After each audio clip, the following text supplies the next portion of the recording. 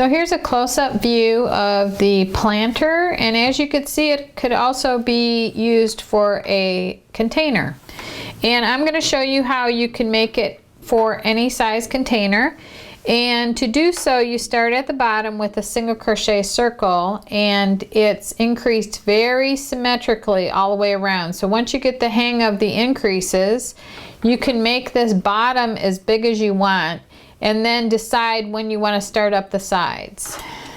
So to get started, I'm going to be using this smoke blue color and then white for a contrasting color. So I'm going to use a size K crochet hook, and I'm working on the bottom. Don't worry about this right now. This is the little slip stitch edge I did at the end, and I'll show you how to do that. So you want to make a slip knot, and to do so you make a loop like this. That top strand you fold across the back like this, and then reach in and grab that strand. You'll notice you have a knot side and a slip side, so just pull on the knot side. And then when you put the loop on your hook, you pull on the slip side, so it should be like this. So to start a single crochet circle, you just chain 2, 1, 2, and then you work 6 single crochets into the second chain from hook. So this is the first chain, and that's the second chain. So you can go in this top loop, or you can go in the back loop here, or go in 2 loops. It really doesn't matter. I'm going to go in the back loop behind those 2 strands there. There's a back loop right here. So I'm going to work 6 single crochets into that strand, into the back loop of the chain.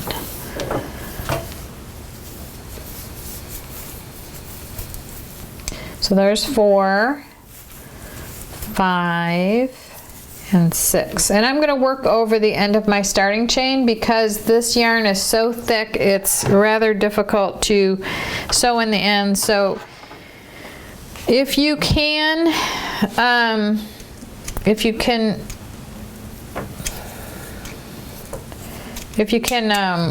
crochet over them, that's better.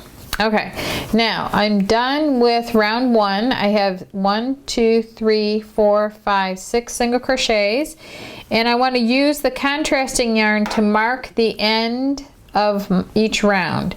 So I'm just going to take the contrasting color right here and just lay it on this side of the last single crochet that I worked, and then I'm going to work into the first single crochet of this round and let that strand be sandwiched between the last stitch and the first stitch of round 2. So I just leave it laying there, and I'm going to go ahead and work 2 single crochets into the first single crochet that I worked for round 1. So this becomes my marker here, and then I just want to work 2 single crochets in each single crochet around. So I'm going to increase from 6 single crochets to 12.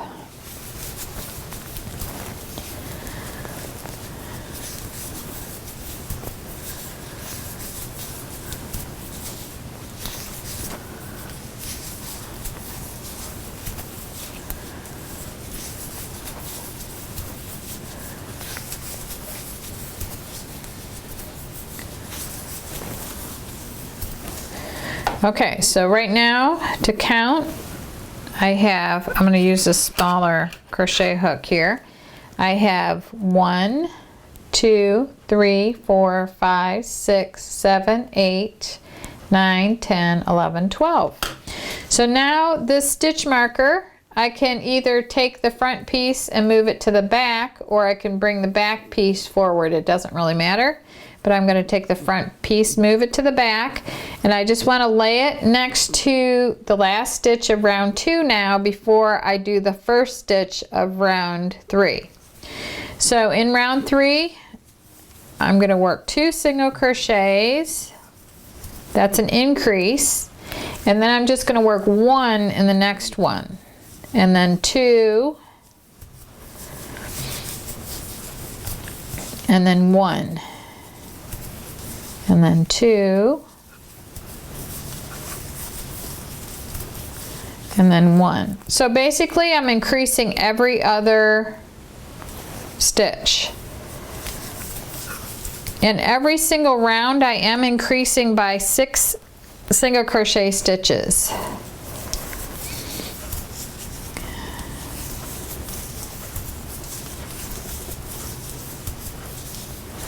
So you just do 2, 1, 2, 1 all the way around.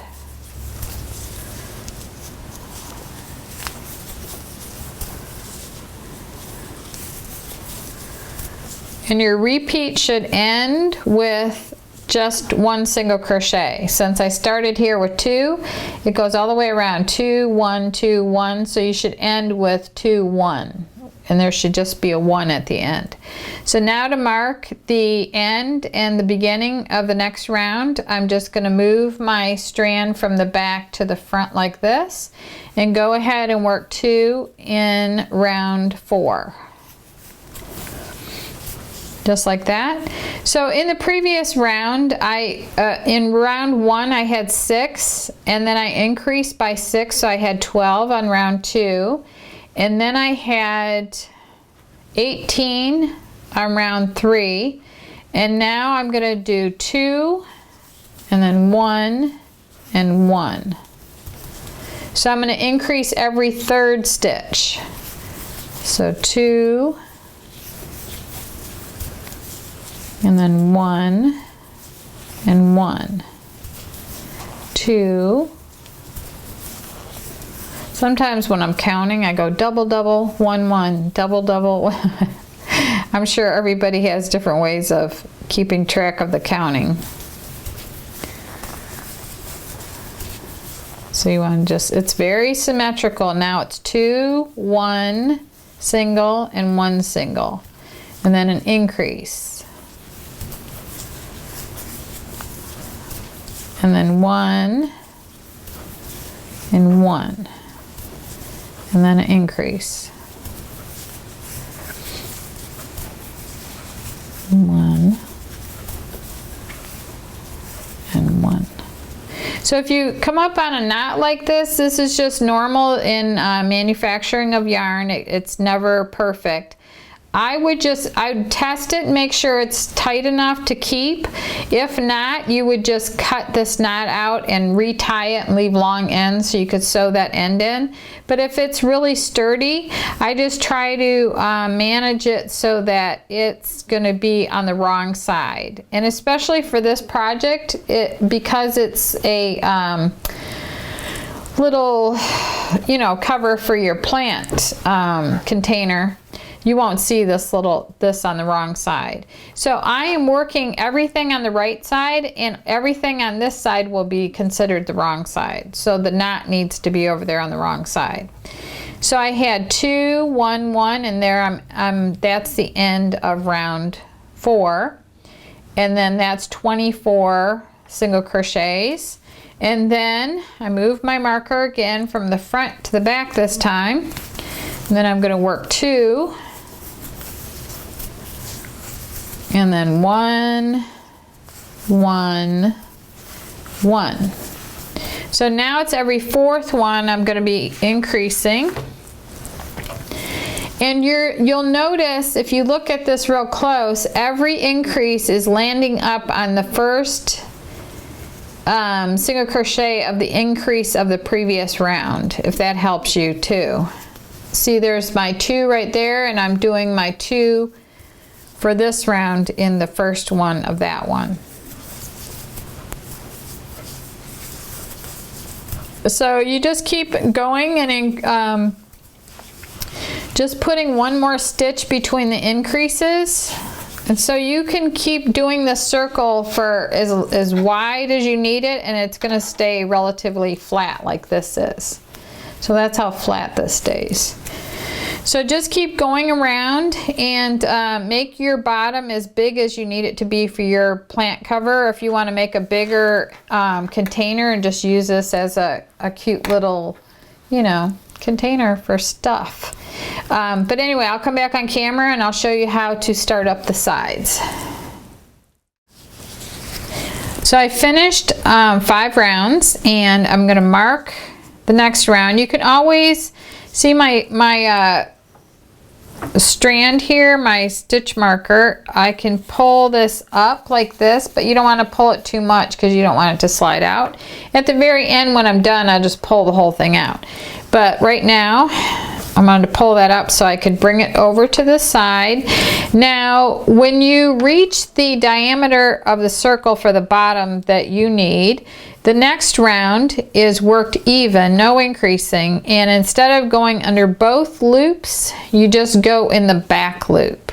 So this is considered the front loop here, and then this is considered the back loop. So you're going to just go in the back loop all the way around. Like that.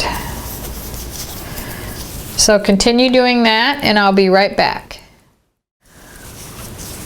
Okay, that round, it was worked completely in the back loop all the way around, and what that does is it creates a definition for the bottom between it. It's defining the bottom from the sides. So now what you want to do is move your stitch marker from front to back or back to front, whichever you're on, and I'm going to move mine to the back like this. And now instead of going the back loop, I'm just going to continue on in both loops like this. Okay, so now what I want you to do is just keep crocheting even, and when I got to my back loop, you could see it underneath here. I go back and I put a little slip stitch here, which I'll show you how to do.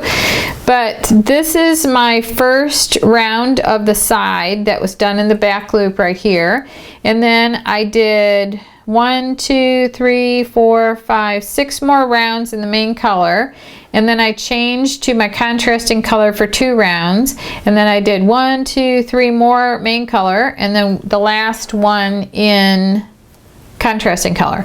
But you can do this however you want. You can have the same color, you can have a ton of different colors, and your pot may be taller or shorter than mine, so just kind of plan the colors, and you'll know after your first one, and try to start out with a really small pot to start out with so you get an idea how many rows it's going to take to go up the side.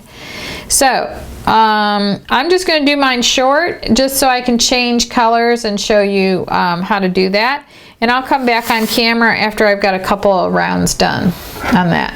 So go ahead and just keep going up the side until you want to change a color, but do at least 2 or 3 rounds in main color, and then I'll come back on camera with a couple more rounds done and I'll show you how to change your colors and finish off the side. I've completed 3 rounds of my side. There's 1 round in the back loop and then 2 in both loops. And I'm at the last stitch of round 3, and now I want to show you how to add a second color. Wherever you want, you can do this. So to add a second color, you take the contrasting color and you make a slip knot like I showed you in the beginning. And then you put that, you work the last single crochet stitch of the round that you want to add the new color on the next round. You work it till there's 2 loops on your hook, and this is like the last stitch of round 3, and normally I would just yarn over and pull through both to finish it, but I'm gonna put the slip knot of the new color on there and bring that and finish the last stitch of my round 3 with the new color like that. And then I want to pull this tight here, and then I just continue on. I still want to move my stitch marker here, and then I just continue on with the new color working single crochet. See how smooth that is? So I just come here and work with the new color all the way around, just like that. So you can just change back and forth whatever color you want to use. So that's all I did. I used both colors there. That's all I did here when I added a new color. So I'm going to finish this round, and then I'll come back around and show you how to pick up the main color if you wanted to do like stripes. Okay, this is the last stitch of my contrasting color round, and I'm going to do the same thing on the very last stitch. I'm going to leave the last 2 loops. I'm not going to yarn over and finish that single. I am going to drop this to the inside and pick up my blue strand, which is my main color, like this. I'm going to yarn over with the main color like that, and then move my marker for my stitch marker like that to the front, and then continue on with the blue. So you just keep changing back and forth like that and carry your color on the wrong side. Just like that. So you just continue around in single crochet, and you just keep swapping out your colors however you want to do it. At the very end, when you get over to here, let's say you finish the last single crochet of your entire cover here, what you want to do to finish off is just, well, let's go back and pretend that we're just going to finish off with the white. Let me see this white here. You're going to do your last single crochet, then you're going to join with a slip stitch in the first stitch of this round, just like that, and then you're going to cut this and then pull that through. You don't normally, I do like a chain, but this is so bulky I don't think you want to do that because it'll stick out. So now you just take this end and you use your crochet hook. I tried a needle and it does not work, and you just feed this end back into your piece. So that's how you get your ends in. Now let me show you how to do the bottom part. So when you get completely done too, you don't need this marker anymore, and you can just pull on it and it'll come out. Okay, so you don't have to do this little round like right here, but sometimes it adds a nice little touch to it. So you start out with a slip knot again like this, and this time you're gonna have your slip knot on your hook, go into any one of these loops from your unused loops of your from when you did that round for the back loop, and you just pull this through here and then pull that through the loop on your hook, and then the slip stitch you just go like this and bring that through. So in a single crochet you're yarning over and drawing through too, but there's no yarning over, you're just bringing that loop through this loop, and the opening of my container is facing me so that the loops show up the best. See, like that. So it creates a ridge. So you just go all the way around, then you end up doing the little slip stitch right here in the same slip stitch as joining, and then just tie these together and weave in the ends. But that's how you make the planner cover, and the links to everything are listed below, and I want to thank you very much for watching.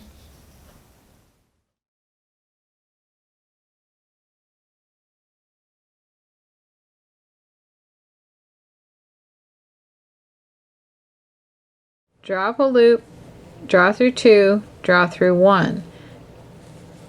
Yarn over, or if you accidentally drop it, those loops won't fall off your hook. So now I'm going to continue on, skip that one, pick up this one, skip,